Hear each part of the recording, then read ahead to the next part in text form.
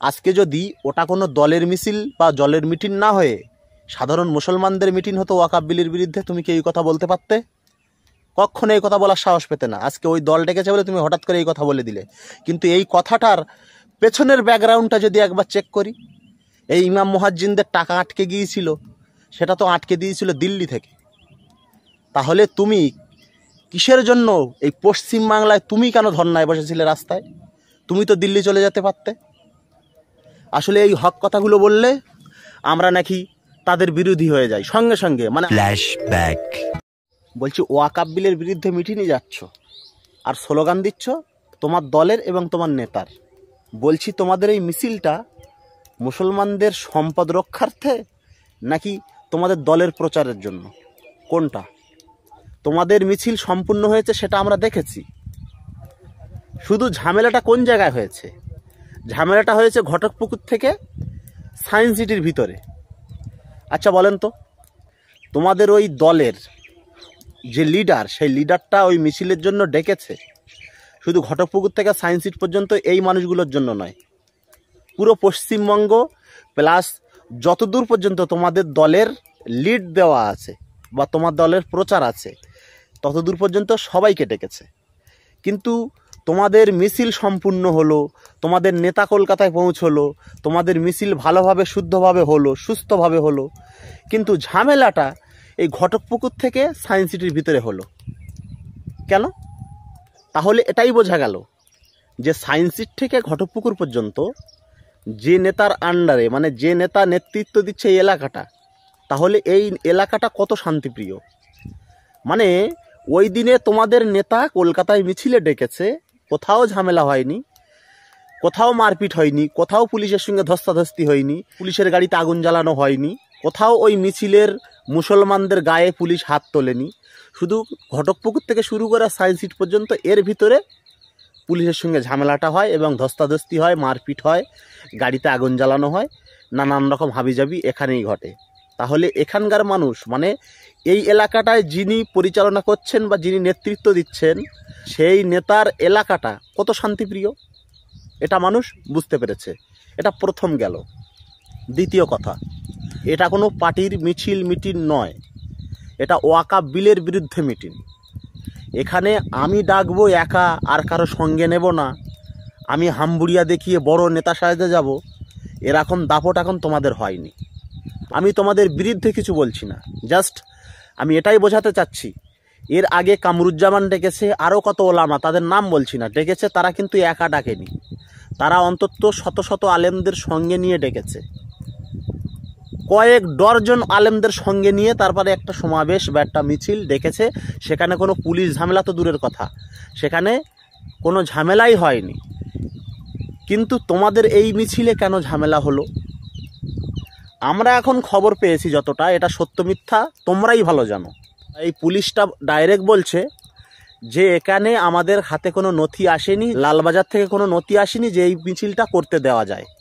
মানে এক কথায় এই মিছিলটা, এই মিটিংটার পাশ দেওয়া হয়নি। তবুও তোমরা জোর করে গেছো, সাপোর্ট দিয়েছি, আমরা বলেছি এসব মিটিংয়ে যাওয়া দরকার, এবং আমাদের ছেলেপিলে বা আমরা জনসাধারণ যারা ওই দলের পক্ষেও ছিলাম না তারাও গিয়েছে। কিন্তু তোমরা পুলিশের যখন বাধা দিচ্ছে, তোমরা চেপে যাওয়া সেখানে উচিত ছিল, বা সেখান থেকে ফিরে আসা উচিত ছিল। সম্পূর্ণ মিছিলে পৌঁছতে হবে এর কোনো কথা নেই, যেহেতু পাশ নেই। গেল, আমি কারো পক্ষ নিচ্ছি না, বিপক্ষে বলছি না, জাস্ট আমি মুসলিম উম্মাহের পক্ষে এই বার্তাটা দিতে চাচ্ছি। ভাই, এখানে একা ডেকে কোনো লাভ নেই, এখানে একা ডেকে কোনো ফায়দা নেই, কোনো মজাও পাবেন না। বলে না 10-এর লাঠি 1-এর বোঝা, আপনার কাছে ওটা বোঝা হয়েছে, ঝামেলাও হয়েছে, আমরা সেটা বুঝতে পারছি। কিন্তু এর পরের বারে যাতে এরকম না হয় সেই দিকে খেয়াল রাখতে হবে। আর এই যে 26 তারিখে যে সমাবেশটা আছে, সেই সমাবেশটা সহজভাবে পাশ দিয়েছে, মুসলিম পার্সোনাল ল বোর্ডে ডাকা হয়েছে। এখানে শত শত পীরজাদারা আছে, এখানে শত শত আলেমরা আছে, শত শত আলেম মিলে, শত শত পীরজাদা মিলে, এক কথায় মুসলিম সমাজ মিলে এমন একটা সমাবেশের আয়োজন করেছে যেখানে কোনো বাধা নেই। তাতে সবার আগ্রহ, সে সব দলের, সে টিএমসি করুক, সিপিএম করুক, কংগ্রেস করুক, আইএসএফ করুক, যে দলই করুক না কেন, সবাই এক কথায় রাজি, আমরা যাব। এমনকি আমরাও বলেছি এমন ধরনের মিটিং আমরা সমর্থন করি, আমরা যাব, আমরা তার পক্ষে কথা বলবো এবং সেখানে সশরীরে হাজির হব। এটা কিন্তু আমরা সাপোর্ট করেছি, কারণ এখানে সমস্ত আলেমরা মিলে, সমস্ত পীরজাদারা এক হয়ে মিটিংটা বা সমাবেশটার জন্য ডেকেছে। এবার আসি একটা গুরুত্বপূর্ণ বিষয়। এই যে সমাবেশে পুলিশের সঙ্গে ঝামেলাটা হলো, এই মারপিট বা এই পুলিশের সঙ্গে ধস্তাধস্তি, গাড়ি ধরানো, গাড়ি জ্বালানো, এমনকি ছেলেদের পুলিশরা মারধর করা, এগুলো ছেলেরা অন্যায় করেছে, এটা আমরা মেনে নিচ্ছি। এরা সমাবেশ ডেকেছে, অনুমতি ছাড়াও গিয়েছে, এটা আমরা মেনে নিচ্ছি। কিন্তু কিছু জ্ঞানবান শাসক দলের নেতা, মানে তাদের আমি নাম ধরছি না, তাদের আমি নাম বলছি না, তারা কিভাবে এই কথাগুলো বলে যে ওয়াকাফ বিল পাশ হয়েছে দিল্লি থেকে, তোমরা দিল্লি যাও, এখানে কোনো এরকম মিছিল হবে না। এই কথাগুলো সে কিভাবে বলে? সে তো একজন মুসলমান। সর্বপ্রথম তার পরিচয়, তার প্রথমে নামের প্রথমে টাইটেলে প্রথমে আছে মোল্লা, শেষে আছে মোল্লা। সে কিভাবে এই কথাগুলো বলে? তারা ভুল করেছে মানছি। আজকে যদি ওটা কোনো দলের মিছিল বা দলের মিটিং না হয়ে সাধারণ মুসলমানদের মিটিং হতো ওয়াকাফ বিলের বিরুদ্ধে, তুমি কি এই কথা বলতে পারতে?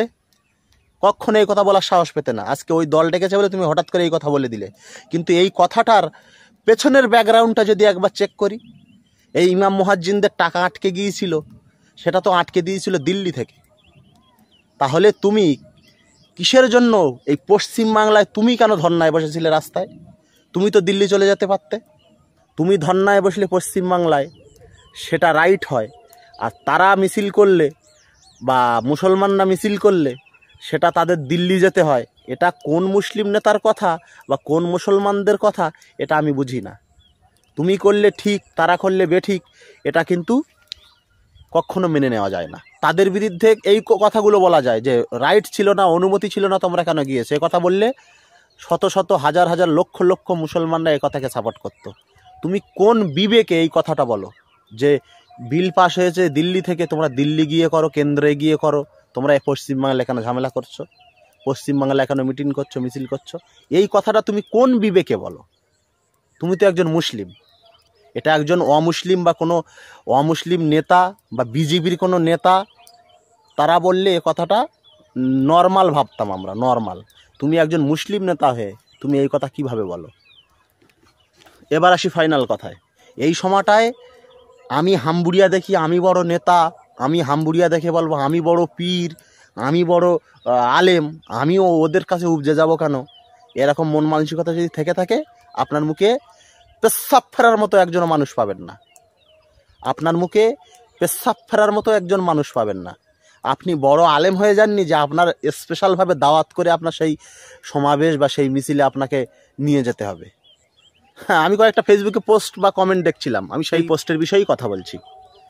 কিছু কিছু মানুষ বলছে আমার ওই পীরজাদা বা ওই আলেমদারকে আপনারা একটু ডাকুন, উনি না থাকলে হয়, উনি একজন বড় আলেম, উনি একজন। হেই, তোমার পীরজাদা তোমার আলেম কি হেতা হয়ে পড়েছে যে তোমার স্পেশালভাবে তাদের ডাকতে হবে? এখানে মুসলিম পার্সোনাল ল বোর্ড থেকে এই মহা সমাবেশটার আয়োজন করা হয়েছে।